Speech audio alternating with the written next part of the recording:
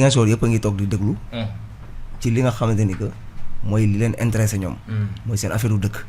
parce que toll nañ foo xam ne comme affaire u Ziguinchor la ñuy wax. foo dem ci Sénégal ñun ñee ngi waxtaanee seen yëfu bopp. donc loolu ñu waxtaanee tey ñun ñëpp a ko bokk. ñu nag waa Ziguinchor yëpp. alors ñoom tamit ci waxtaan bi lañ nekk ñëpp ci lañ bokk comme ni mu nga waxee suñ paree ñoom dinañ xool li leen gënal. waaw loolu mooy solo bi donc loolu mooy solo bi. wax nga dëgg. ñi leen di wax ne ayca bisimilah ci waxtaan bi. d'accord jërëjëf Lansana Camara may njëkkee kii di Anoune Mbengue bokk ci opposition bi ci parti. élection moo am nu mu tëddee élection buy jot mbaa muy jege donc kenn ku nekk xëy na da ngay toog analyser la situation. nga comparer ko ak sa bëgg-bëgg xëy na sa mbëbët. amaana boo ci gisee sa bopp xayrun boo ci gisul sa bopp nga xam nooy def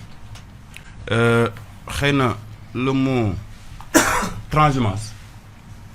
man su ma koy utiliser dama koy utiliser si cas bu spécifique man ki ma jàppee muy transhumant mooy ku jugee ci opposition dem ci pouvoir mën naa jàpp ni kooku bu koy def privilège moo ko tax a jóg parce que xam nañ ni opposition dafa métti léegi nag souvent ñi koy def dañ leen di dig poste mbaa ñu am lu ñu leen jox wala yu mel noonu mais souvent kuy jóge ci nguur di ñëw ci opposition dafa ñëw pour xeex ñëwul pour noflaay. conviction. souvent conviction la. parfois sax mën na bañ a doon conviction parce que di nga gis nit ki fa mu nekk dañ ko faa xatal mu am fa problème moo tax mu ne xaar ma dem xeex yi. mën na ñëw dans l'opposition pour se faire valoir tout simplement yooyu yëpp mën na am mais dans tous les cas ñun dañ koy aborder avec sérénité parce que man su may fan yi li ma lire li ma gis xëy na mouvement bi bëri na mais boo xoolee ba xool en tout cas de notre côté ñi nga xamante ni ñëw nañu vers Pastef ñoo ëpp foofu ñu jugee Pastef dem. kon loolu dans tous les cas. du li nga xamante ni c'est alarmant à notre niveau. mais bu dul dara sax c'est-à-dire ñun conception bu ñu am ci politique mooy il ne suffit pas que yow maanaam am nga tur rek da ngay marchander sa position dem taxaw ne ah waaw nii ne parce que Pastef mooy parti bi nga xamante ni daanaka hormis le président kenn du leaderu kenn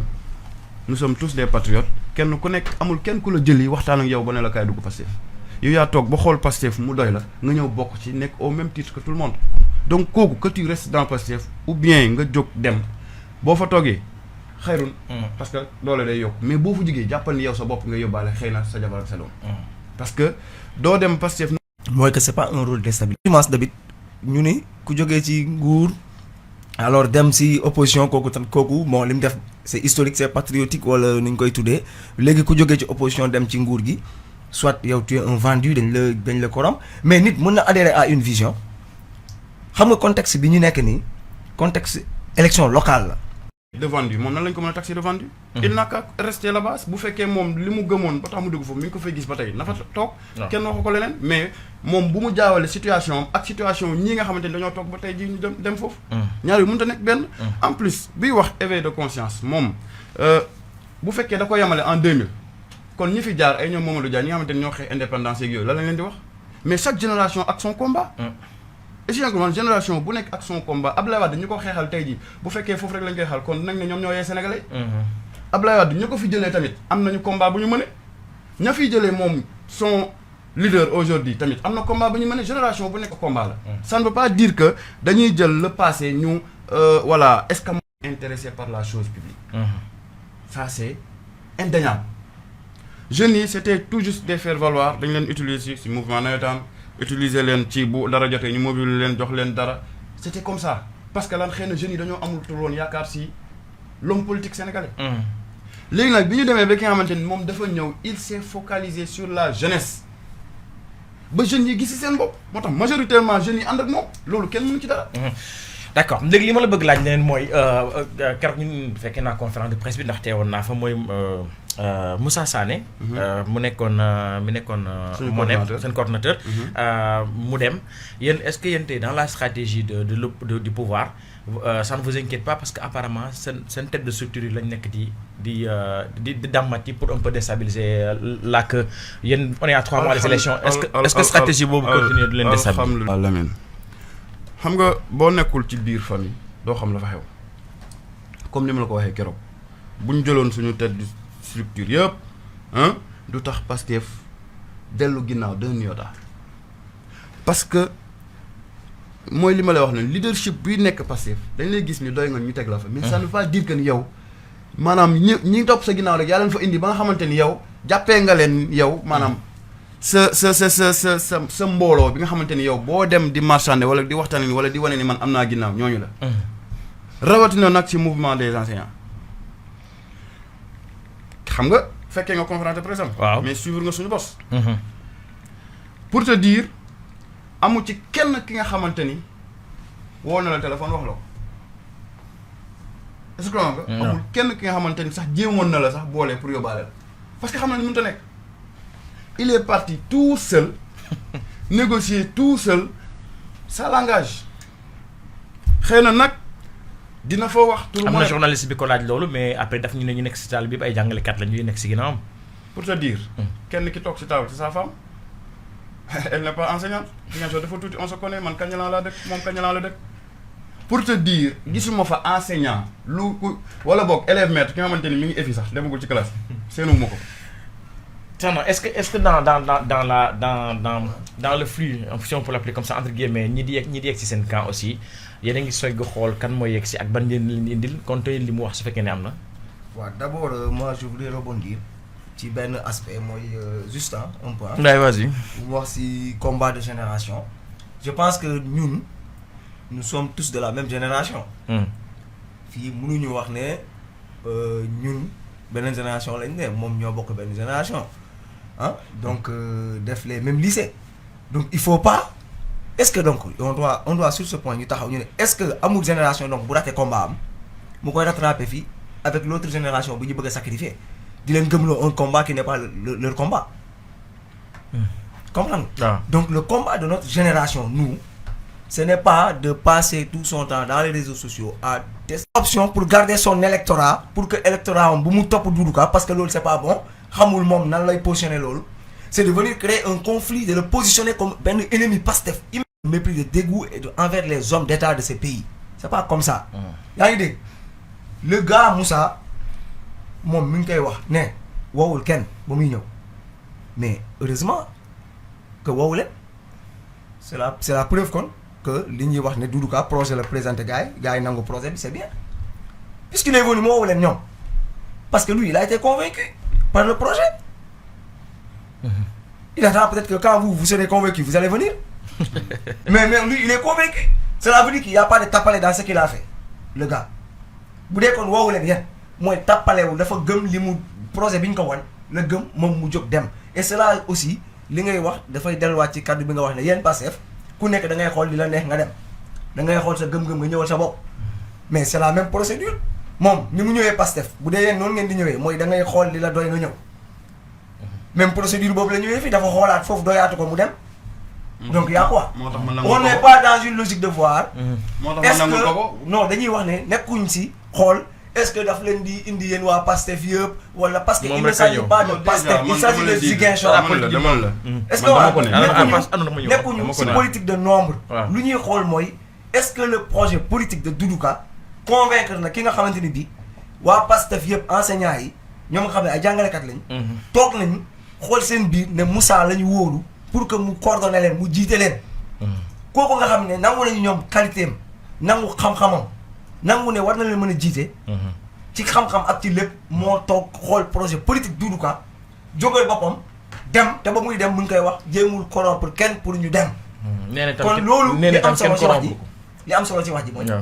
mooy ponkal moo ñëw ñoom ñu bañ ko ñu nangu ko c'est un ponkal parce que ñoom jiital nañu. mais li xaw a jaaxal nit ñi c'est que y a quelques semaines moom moo doon attaqué Doudou Ka ci gestion et cetera loolu moo xaw a jaaxal tuuti nit ñi revirement bi. anoon bi très vite xam nga Moussa man dafa dëgg yow Lamine dafa am yi nga xamante ni c'est-à-dire du ma ci mën a sori parce que Ziguinchor dafa tuuti et voilà man personnellement politique jaraluma yenn yi y a des choses yoo xamante ni je peux pas dire ça sur ce plateau. Et je ne chercherai pas aussi à le dire si formule bu mu mënti doon. li ma ko mën a wax daal mooy bi ma koy wax parce que nee na jéemuñu ko. li ko presse nga jël benn note ne il est exclu du Pastef. c'est parce que. dama jot note bi en pleine conférence de presse lañ jot note est-ce que xam nga ni dàq nañ la Pastef mu ne yëguma ko yéen a ma koy yëgal. waaw mais xam nga man. est-ce que yéen itam dans la procédure amul li ngeen lu mu leen mën a reprocher aussi. xam nga ñun. parce que daf ñu bëggoon bett. d'accord bu dafay kaf ñun tamit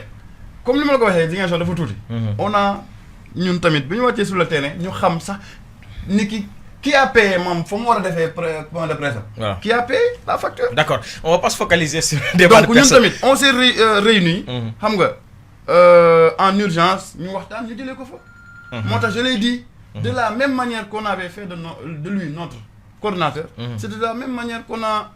fait de lui notre désormais ex-coordinateur. mais dem bi sax yemul ci duñu focaliser débat bi sur Moussa. Voilà. Parce il faut ñu boucler ce chapitre très vite mais il y a eu le gars de l'ODCAV qui sont partis des gens de Courfier qui sont venus de l'autre côté yéen Sana yéen a accueillir de l'ODCAV. ko ñoom sax dinañ xaw a yaru tuuti temps yi dinañ xaw a. maa yor parole bi wala moom parce que quand même foog ñu déglu wante léegi man li ma bëgg a wax mooy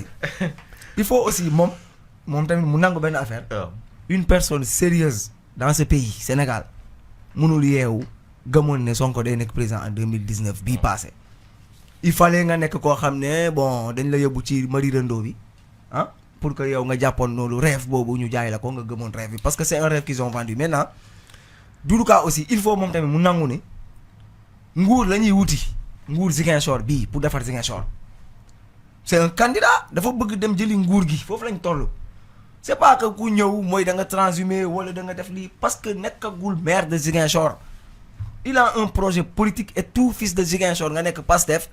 nga nekk xawma ban parti wala nga nekk mouvement citoyen wala nga nekk ci nawetaan beeg fu ne bu dee le projet politique de Doudou Ka doy na la am nga sañ-sañ ñëw ànd ak moom pour ñu dem conquérir mairie Ziguinchor il faut que gars yi ñu xam loolu xam ne lii mbirum Ziguinchor la ñu bàyyi di leen gëmloo ni soo leen fa demee mooy dañ leen konom dañ leen kii woy bu loolu fan lañ ko bind fan lañ bind ne état Sénégal li ñëpp bokk même bu dee waxuñu mairie sax waxu état li ñëpp bokk ku gis ne yow am nga place pour nga liggéeyal état Sénégal pour que nga bokk si ñi nga xamante ni ñoom ñooy construire vision président Macky Sall que yow doo ko baax fan lañ ko bind. D'accord gis nga loolu discours boobu. c'est un discours de complexe d'infériorité complexe bu grave li ma la wax nii benn affaire boo xam ne dañ koy diggal ci biir boppu jeunes yi pour rek woon la ne maanaam yow sa liberté ak sa sañ-sañu wax lañ lay retirer dañ dem ba nga xam ne fii ci réew mi jeune bu am liberté wu ne anduma ak Pastef wala anduma ak Sonko Ziguinchor fii da ngay dem ba yow pour yow soo ko waxee dañuy jàpp ne yow doo nit maam da nga dof wala du yoon àndoo ak ñoom. ah bon. yaa waaw c'est-à-dire ñoom loolu la ñuy bëgg à la limite gëmloo ko booy def si yow complexe boobu ba da ngay gis ne sax yow boo nee àndoo ak Sonko rek mooy yow doo Ziguinchor waaw wala yow loolu gis nga loolu taxawul loolu amul fu ñu ko bind taxawul fenn gis nga moment bi nga xam ne ñun dañoo am liberté chacun ñu libre choisir fu ñu neex dem liberté boobu ñoom ni ñu amee liberté ànd ak moom nañu bàyyi les jeunes de Ziguinchor ñu am ak nit ñi ñu am liberté ànd ku leen neex wax ko ci kaw lii affaire Ziguinchor la mairie la ñuy dem wuti. yaa ngi dégg. il faut pas ñu jël encore une fois pour terminer foofu ñu jël ñun waa Doudou Ka nañu bàyyi seen processus boobu bu ko positionné comme ennemi ba kii waaw maanaam kii bëggul Sonko kii ko ànd ak moom loolu taxawul dama bëgg ñu ne Ziguinchor la ñuy régler su dee am nañ projet ñoom nañu indi seen projet ñu won ko Ziguinchor waaye ñoo ñu xool est-ce que dañuy voter pour ñoom ou pas. ñun ñu am projet. ñu wan ko Ziguinchor waaye ñoo ñu xool kan la ñuy voter en toute liberté sans que ñuy indi ay discours yoo xam ni day mel ni ay discours régionaliste ay discours soo àndul ak diw yow gëmoo Ziguinchor wala yooyu taxawu fi. D'accord très bien Sana on va passer au deuxième point. Anul Thia une minute waaw ba ñoo jàll si beneen point beneen contradiction bi nga xamante ni man mënu ma ko comprendre. waaw c'est-à-dire tantôt il nous dit que lii affaire de Ziguinchor la entre Ziguinchor waa ñoo war a tànn seen maire. waaw te ba après. la mu jeexalee mooy par exemple Doudou Ka mu ñëw yeggali la vision du président Macky Sall. Qu'est-ce qu'on doit comprendre? J'ai pas dit ça. Dans ça. J'ai pas dit ça. C'est la vision de Macky Sall qui sera. Je n'ai pas dit ça. leur référence wala terme de référence wala moo xam ni ñu ko mën a tuddee. c'est-à-dire xam nga gis nga élection si réew. c'est un ensemble. mënoo jël benn isolé ko. c'est-à-dire ñu si bëri loolu la ñu ne xëy même tu vois parfois des gens yoo xamante ni par exemple même da nga fay gis dans Pastef sax ñu naan loolu élection locale la bon sama mouvement bi diw sama xarit la wala ni c'est parce que peut-être ils n'ont pas compris. parce que y a même des gens yi nga xamante ni bëgg nañu Ousmane Sonko loolu ànd ak Ousmane Sonko mais peut-être qu'ils n'ont pas tout compris dans Pastef. comme am na ñeneen ñu nekk fële xaaral ma rek ma daanal ci lii. parce que man am na ay samay grands yi nga xamante ni bi ñu soog a jógee si élection yi tàkk loolu lañ ma doon wax. non foog nga ñëw jàpp ci parce que bii di ñëw élection locale après présidentielle bu jotee ñu kii la xam nga ils n'ont rien compris comme ni ma la wax la rek man xoolal responsable de classe sax bu fekkee ki koy xëccoo c'est un gars de Pastef moom lay jàppale. c'est le politicien qui parle comme ça léegi parce que c'est pas pour rien man ma gëm le projet Pastef. topp ma ci rek pour nii wala ne le buy jël par exemple ñi muy wax noonu ni ki ils ont rejoint Pastef en 2019 peut-être lan lañ ci yaakaaroon les élections yi ñuy waajal nii c'était prévu quand la même année. Toute personne normale xamoon nga ni à Ziguinchor je sais pas ailleurs mais à Ziguinchor Pastef da koy gagner avec brio.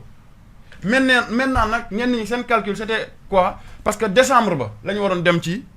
local yi nii. waaw donc ce qui veut dire que jàppoon nañ ni Pastef day gagner fii au la mais après dañuy dem ci élection yi kii locales yi ce sera comme une lettre à la poste. moo tax ñu si bëri jege si woon. tu comprends. ñëw xaw ko def avec désintéressement te li ci gën a garaaw. tey jii ñu koy def nii. ñëwuñu woon en tant que allié dañoo ñëw seey biir Pastef bàyyi seen parti bàyyi seen mandat. est-ce que comprendre ñëw intégrer Pastef monter ay cellules. nekk au même titre que man mii ñu fa fekk ak ñeneen ñi leen fa fekk. xam nga ñooñu bu ñu après nag li ci gën a garaaw mooy y a eu des péripéties ku ne xam na ni y a eu des péripéties mais ñu ngay wax noonu les 2 personnes de l'ODCAV là. kañ laa leen gën a gis ça fait plus d'1 an qu'ils n'ont pas participé à nos activités. lu ci waay mën. waaw doo ci jëli kenn te koo ci woo nga ne ko saay da nga bàyyi wala bàyyiwoo tu es avec nous ou tu n'es pas avec nous lu wax dëgg. danaan la c'est juste que non temps yi xam nga il faut que ma def recul xoolaat nii ne nangam mais da nga koy nangul. parce que ki nga xamante ni assemblée moo ko fa teg dañu dem élection ñu former suñu bureau. waaw est-ce que nga ñun par exemple on avait voulu que koñ bu nekk. parce que parfois da nga daan gis nga dem Néma 2. ñu am frustration ñu ne parti bi ñun suñu ku ñu fi représenté amu fa doole. exemple quoi si parti bu mu mënti doon. wala nga dem Kañana ñu ne ñun dafa mel ni Ndiaye bokkuñu si. lépp day nekk ville wala yu mel noonu ñun nag bi ñuy defar suñu bureau bi ñu dem élection on avait voulu que le bureau soit représentatif. quartier bu nekk wala ñu boole benn quartier par exemple nga jël Kenya. Néma 2 Château d'Eau ba nga xamante ni 3 ñi fa nekk noonu ñu tànn kenn mu bokk ci bureau bi. xooluñu woon kii day soog a ñëw wala kenn ñëw bi ñuy def suñu structuration parce que tamit mënoo nekk ci parti bi nga xamante ni yow jàpp nga ni ku ñëw rek dafa war a topp sa ginnaaw parce que fa la fekk kon nit ñi duñu ñëw parce que président dañu toog mu wax ñu ko mu ne le parti là c'est comme un train gare ba muy déparé dana am ñoo xamante ni fa lañu yéegee ñu wàcc à mi parcours ñeneen yéegaat sax te duñu yegg ñay fekkee départ bi ak arrivée bi du doon benn parce que c'est ça un parti bu fekkee nag yow lépp da nga koy def après képp ku ñëw dafa war a topp sa ginnaaw est-ce que nit ñi dina ñëw il faut ñu jàll sur l'autre aspect il faut qu'on passe il faut ñu d'accord sur un fait balaa ñuy jàll mooy que c'est le politicien qui parle comme ça mooy moom ci li mu wax yëpp il n'y a que Pastef qui l'intéresse mooy nee na bu dee chef de quartier li ñuy wut waa Pastef nekk fa xoolu ndax kële mun na defar quartier bi ou pas moom waa Pastef lay faral responsable de classe sax suñ koy wut xoolul ku pertinent ku baax moom bu amee waa Pastef moom lay faral loolu c'est le politicien. lan moo tax Pastef du am ku baax non anul damay may wax. quand vous parlez c'est une question rek dama lay relancer rek nga continuer. non laissez-moi terminer. quand vous parlez je vous écoute. léegi c'est le politicien qui parle. moom intérêt Pastef ak Pastef exister moo ko ñor. cela revient à lu ma waxoon Sonko ba muy dégg mu am ñuy wax ni bon su Sonko nekkul candidat wala lii ak lii wala naam dinaa voter Doudou Ka mu gis ne c'est le gars le plus favorable dans toutes les sections xaaral ma ñëw créé coow nga xam ne ñëpp a koy suma gars yi sax. parce que dootuñu ko bëgg yéen a gën a favorable si seen mouvance. on veut dire que waxuma mouvance Ziguinchor laa lay wax. moi je te parle. waaw non seen mouvance au niveau de Ziguinchor laa Ziguinchor fii ba ci Sonko nekk fii ñëpp nekk fii. non dama ne yéen seen mouvance laa moo gën a favorable. seen mouvance laa jàpp ngeen yéen a gën a favorable. ba ci Sonko soo ko boolee ci mouvance boobu ñun ñëpp fii Ziguinchor. favorable à la mairie pour tabax Ziguinchor. nañu joxante cër Doudou Ka mooy gën a favorable. loolu du combat non laisse-moi terminer Anou quand vous parlez je vous écoute. ba Sonko soo ko si boolee Doudou Ka moo gën a favorable pour tabax Ziguinchor ñëpp xam nañ ko. léegi si lu ñuy wax noonu moom il a précisé que intérêt Pastef moo ko tax a jug. xoolul ku baax pour Ziguinchor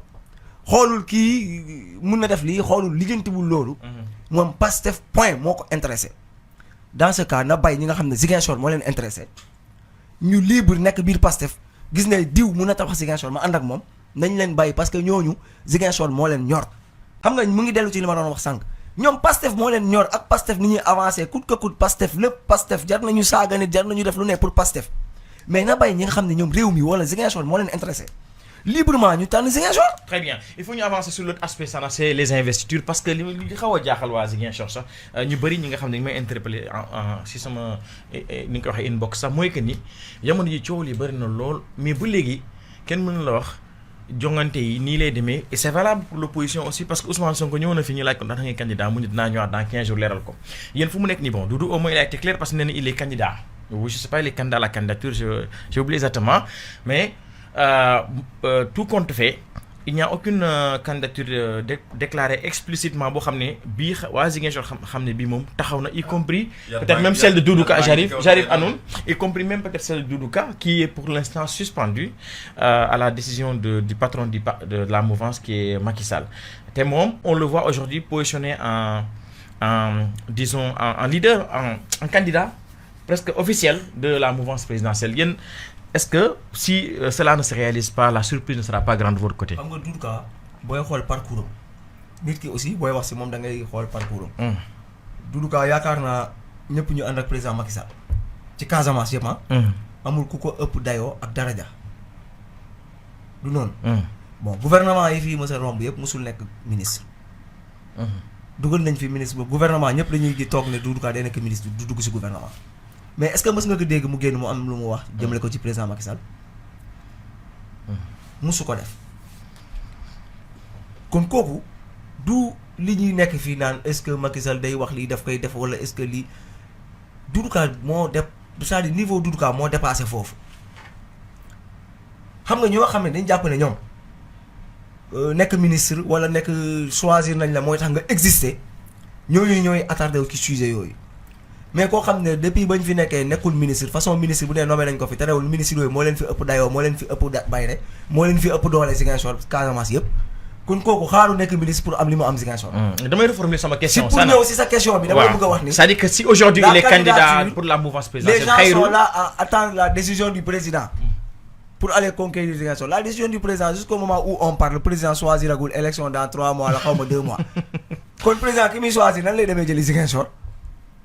su dee yow da ngay toog xaar président pour que dans 2 mois mu choisir la nga doog a jóg pour dem jëli Ziguinchor loolu mën na nekk. ok donc aujourd'hui loo mën a comprendre ci ce qui se passe. dans actuellement vous êtes dans une campagne de charme pour que le président capte. je veux dire si Doudou Ka aujourd'hui est bien positionné pour être le candidat du président tout Ziguinchor parle de lui loolu moo lay wan ne. mais s'il l'est xayrun et s'il l'est pas est-ce que vous êtes prêt à vous. ce qu'il faut comprendre mooy c'est Doudou Ka si cette coalition prend cette mairie. c'est Doudou Ka qui va donner la victoire. yow sax bu ñu la tànnoon yow Macky Sall bu la tànnoon Doudou Ka mën na la def maire xam nga lu tax yow sax bu la tànnoon Doudou Ka mën na la def maire parce que liggéey na loo xam ne moom su demoon mu jël ko su ma jëloon man sax mu def ma maire ku ñu fi investir def Doudou Ka directeur de campagne bu nekkul moom day gagner donc même y a victoire non c'est pas ce que je vous ai dit lui il a déclaré sa candidature oui c'est fait donc jàppal loolu ndax yow Doudou Ka dafa déclaré candidature am jàppal loolu ma yaakaar ni yow sa question mooy ndax buñ ko tabbul comment ils vont se comporter dans la coalition. Oui, c'est ça ma question. Mais je te repose la même question vous aussi. Okay. Ousmane Sonko qui laisse les gens encore dans le doute parce qu'il y a justement quand il y a eu les incidents de Bokot, def na fi conférence parce que gars yi ne ko ndax candidat nga mu reetaan mu ne xam naa question bi ngeen ñu xaar journaliste yi mais dinaa ñëwaat dans 15 jours dina leer. waaw xam nga. Et entre-temps pareillement mu nommé un coordonnateur communal de Pastef en la personne de Abdou Sané l'honorable député Abdou Sané. mu ni te li gën a xaw a jaaxal nit ñi mooy que ni instance peut-être y a des difficultés dans le parti mais c'était pas trop Sonko je sais pas j'ai pas dit qu'il s'est pas trop intéressé mais jël décision à 3 mois des élections ils n'ont un coordonnateur communal alors que les gens l'attendaient à ce qu'il se prononce sur sa candidature loolu lan la wundu. waaw xam nga les deux faits là amuñ benn rapport. parce que nomination coordonnateur bu bees bi loolu c'était en naissance depuis très longtemps parce que dafa amoon décision des urnes d'abord ñu jógee fa mu am recours bu joxe leneen ñu defaat appel mu ñëw suspendre loolu yëpp. donc appel boobu noonu moo jëloon temps donc looloo indi woon statu quo boobu noonu. maintenant ñëw nañu yàgg nañu wax ni affaire bi yegg na ci moom on devait même aller à Dakar le rencontrer les deux protagonistes. les deux équipes mais far entre temps mu am ay affaires yu xew yi nga xamante ni agenda am mujj am chamboulement ba nga xamante ni mënul nekk. mais à l'interne ñun ñu ngi nekkoon ci processus régler lii nii donc amul benn rapport bi nga xamante ni moo. vous cette fois-ci on dirait que c'est réglé parce que vous toutes les deux tendances se retrouvent dans la décision du président Sonko. ah mais parce que c'est déjà. c'est l'instance suprême du parti. et la décision qu'il a sortie. dernier ressort la. donc amul benn appel boo mën a def ci kawam. kon léegi parce que benn la àndoo ci. waaw tu ne peux que parce que tamit loolu mooy démocratie. waaw du décision yëpp moo lay arrangé wala moo lay neex wala mooy jaar. ci yow li nga jàpp ni. mooy sa avantage. donc jël na décision en plus notification ça a été très clair. nommé na un coordonnateur communal. provisoire le temps que ñu dépasser élection locale yi. après ñu demaat ci élection pour tabaat. un coordonnateur bi nga xamante ne. léegi que répondez-vous à ceux qui disent que tey boo gisee Sonko nommé kooku xëy na kooku mën na nekk seen candidat yi. non là je te le dis pour te dire xam nga dans Pastef. nu ñu ko defee par exemple déjà dans Pastef dañoo def appel à candidature pour képp ku bëgg nekk candidat nga déposer donc c'était pour ñu mën a tànn biir Pastef ba pare soog a Pastef mën a proposer ses candidats. au niveau de la coalition. donc ci loolu lañ nekkoon ce qui veut dire que mënuñu tëb suba ne la kii la nii kële la déjà ku sa tour nekkul ci loolu doo ci mën a nekk. yéen tamit Sonko ngeen di xaar kon. nous en tout cas avant loolu gisoon nga ñun au niveau de la section communale ñu investir le président. waaw amuñ ci woon benn mbébét ndax dina ko nangu ou pas dañ ci am njortu ni ki en tout cas ñun moom la ñu bëgg mu nekk suñu candidat. parce que mooy suñu leader et il est d'ici donc moom la ñu bëgg. xëy na keneen mën na bëgg keneen parce que nit li nga bëgg rek ngay wax. waaw maintenant nag moo tax dañoo yeggagul fi nga xamante ne fan la ñuy waxee kii mooy candidat wala kii mooy candidat. donc question bi ngeen ko laaj noonu moment bi ngeen ko laaj mënu ci woon tontu. parce que yeggaguñu foofu. parce que tamit coalition dafa am courtoisie.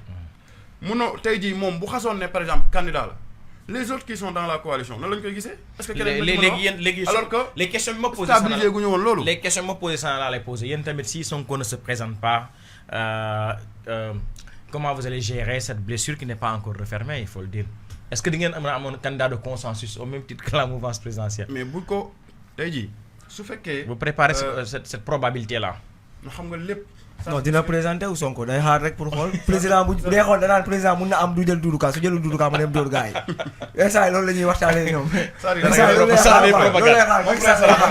Macky Sall lay xaar moom frère Sala xam nga lu mu war a wax Sonko ak Doudou Ka du combat. Sonko ak Doudou Ka ils ne peuvent pas être des rivaux c'est-à-dire bokkuñu ci benn ring ba nga xamante ni tey jii c'est-à-dire loolu ñu bëgg a installé ici à Ziguinchor, ça ne peut pas passer. Mais si Sonko est candidat, Doudou Ka est candidat, ça devient quoi en ce moment? Ça devient juste un combat, un parallélisme de forme, un combat de circonstances. Un combat passager. Mais maanaam seen ay dayo tolloo seen ay dayo tolloo lañ ko wax te dëgg. C'est-à-dire munoo tey jii bu ko neexee pour se faire un nom. mën na topp ci ginnaaw parce que moom wax na ko fi sànq moo fi wax ay affaire animosité jàpp nañ ni ko àndut ak Sonko fii nii yooyu c'est juste des dires qui veut voilà nit moom boo bëggee yàq deram mën nga ko yàq lu ne mais ku ne xam na ni fii li fi nit sañ a def sañu ko def yenn côté mais en 2019 au Fouta y a des on y avait des bureaux de vote yi nga xamante ne amuñu fa représentant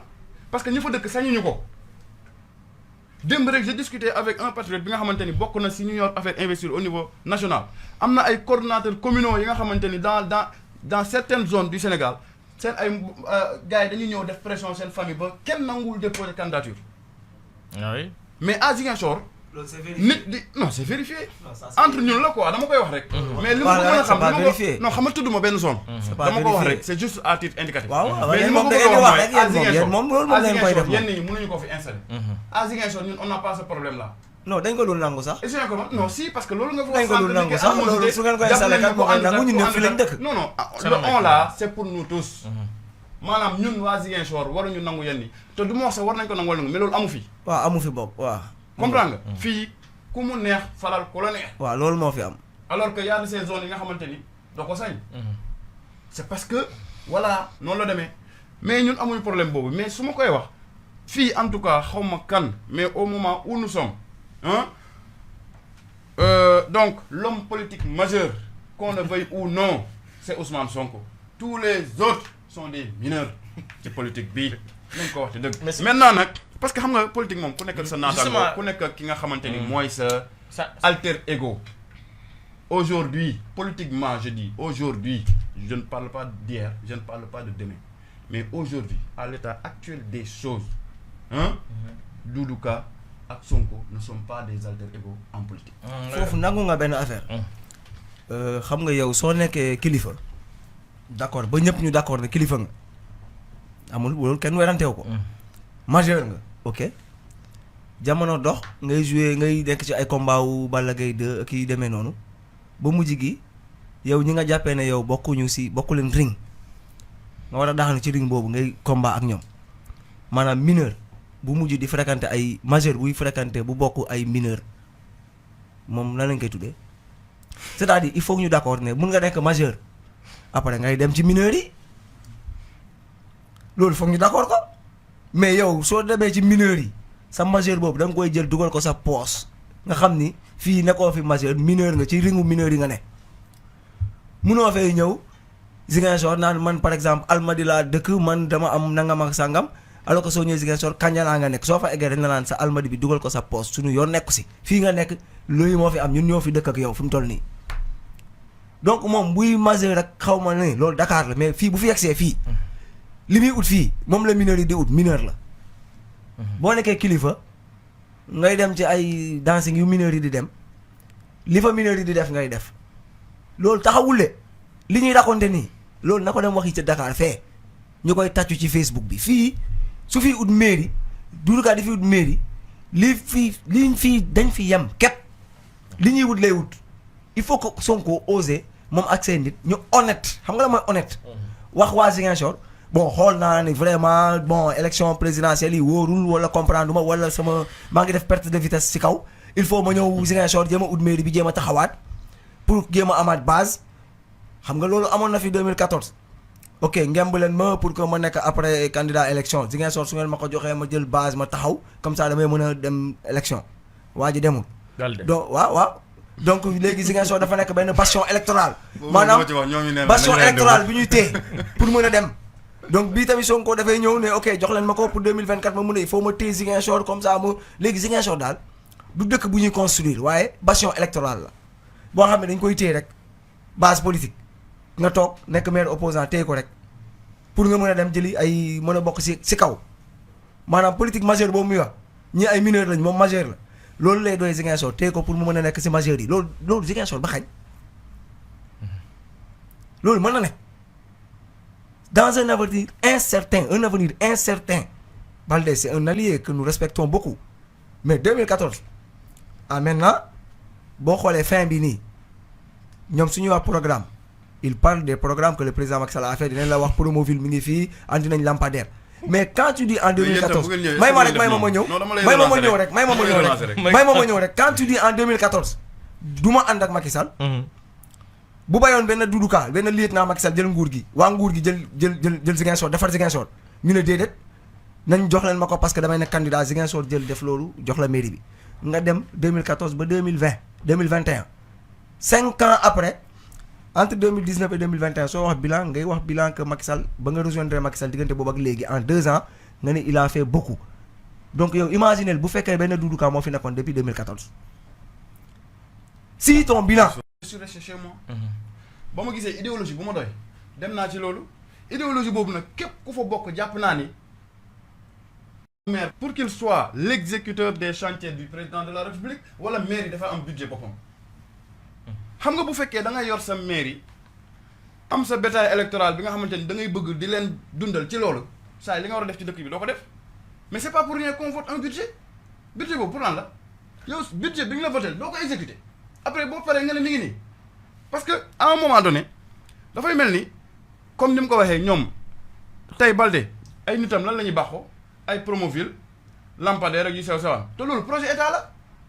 xanaa état moom dafa génnee loxoom ci gox yi mairie dafa am champ d'action état am champ d'action état dafa war a def léegi nag ñoom dafa mel ni nu ñu gëmloo nañu ne non mairie mënoo nekk si opposition nguur du la defal dara mais nguur gi moom it à l'heure du bilan mu xam li muy wax ak dëkk boobu mais yow maire bañ la voté sa budget boobu exécuté ko c'est-à-dire foog ñu xam lan mooy rôle maire tu n'es pas là pour chercher du travail à qui que ce soit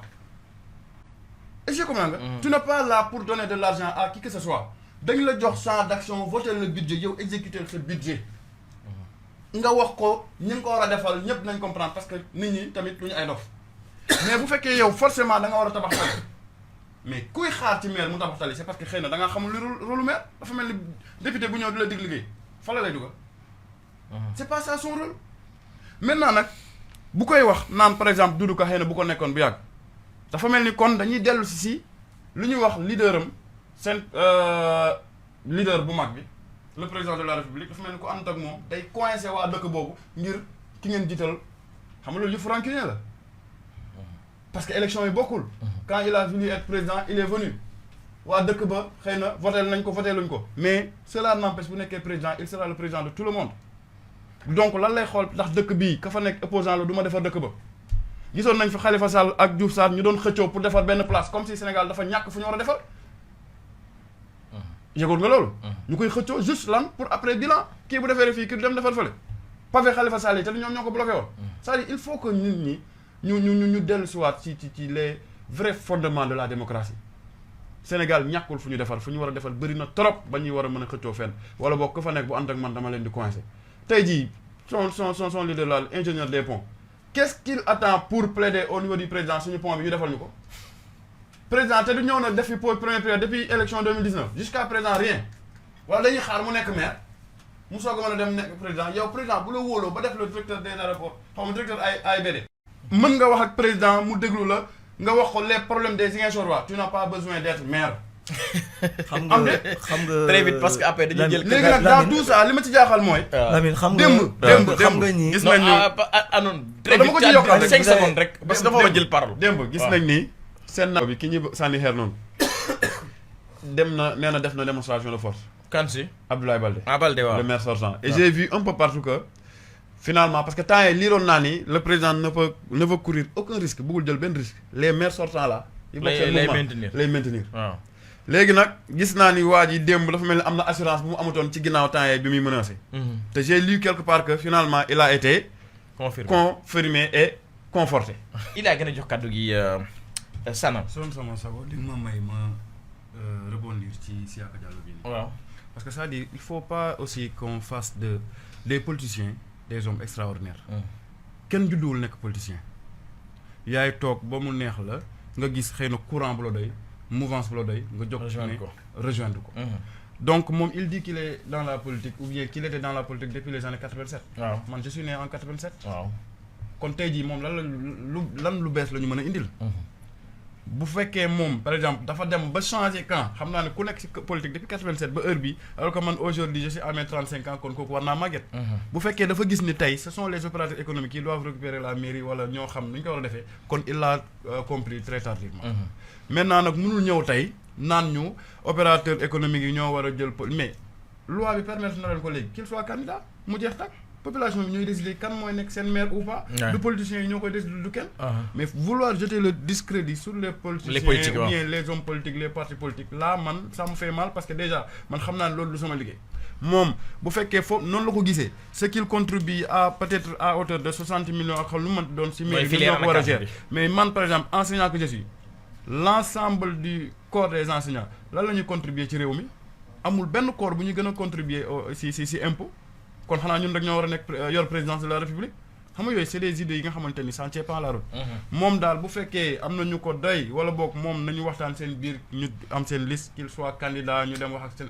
Ziguinchor waaye ak fu mu mënti doon bu la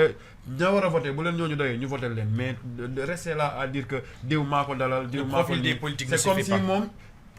politicienne bi ñuy wax ne dafa mel ni ci loolu la nekk parce que bu fekkee képp ku ñëw fii yow moom nga njëkk a waxal wala bokk nga ci ñi ko dalal fii pour ñu wootee heureusement que ñoom ñoo gën a wootee di critiquer mais est-ce que am ngeen donc loolu non est-ce que am non yow gëm nga ne yow gëm nga ne dañoo amul jot bi ngeen am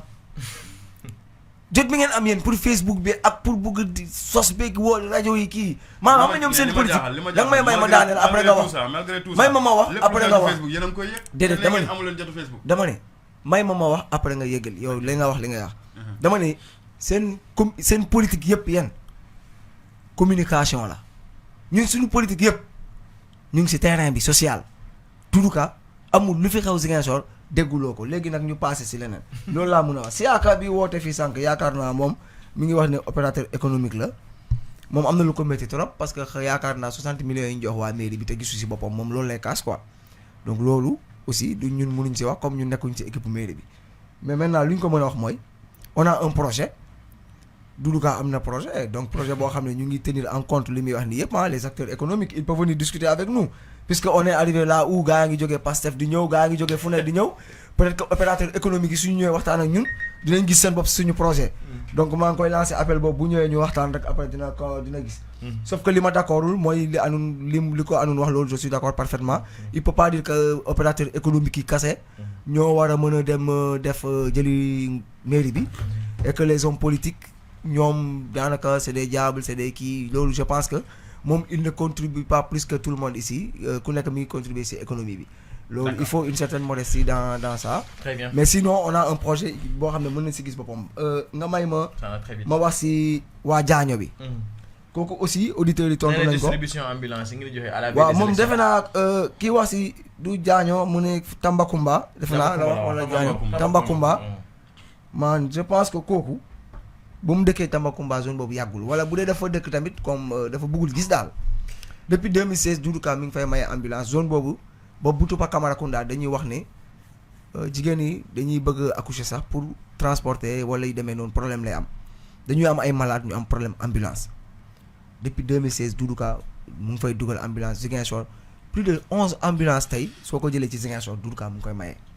yaa ngi dégg ñoom seen zone boobu désenclavement mooy ci jëm santé mu ngi ciy def li mu man yaakaar naa kii bon moom dafa bëgg na wax boppam daal. moo tax mu waxee noonu mais moom li wax noonu daal. Sana très vite maintenant. Mandiang bi nekk sa tudd Mandiang mbé content la. mbé content la Mandiang nee na moom Sonko garaaw loolu moom position am la moom.